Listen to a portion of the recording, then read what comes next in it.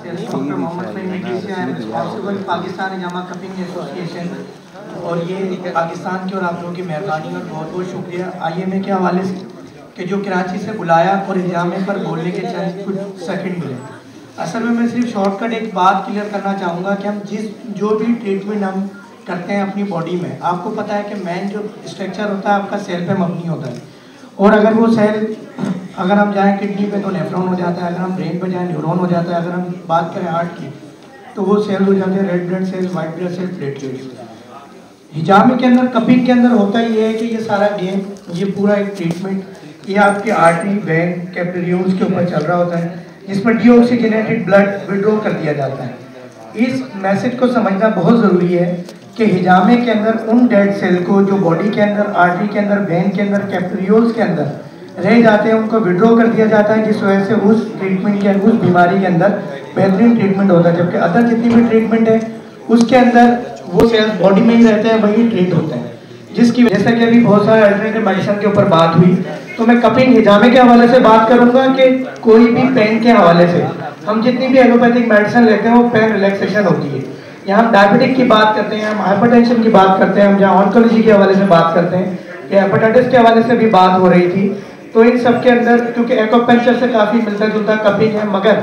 नबी करीम सल्लल्लाहु अलैहि वसल्लम ने फरमाया तुम्हारी तमाम अद्वियात में सबसे बेहतरीन इलाज हिजामा है। तो हम जब कपिंग को लेकर चलते हैं और हमारे तमाम इस जो नबी करीम सल्लल्लाहु अलैहि वसल्लम की बात को, सहाबा किराम के कौल को, जब हमारी यूरोपियन कंट्री ने उसको फॉलो किया और वो फ़ायदा उठा रही है,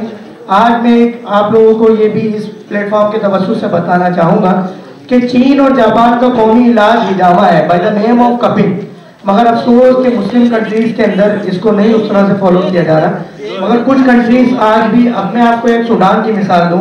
कि वो हज और उम्रा नहीं करते जब तक वो कपिंग ना करवाते।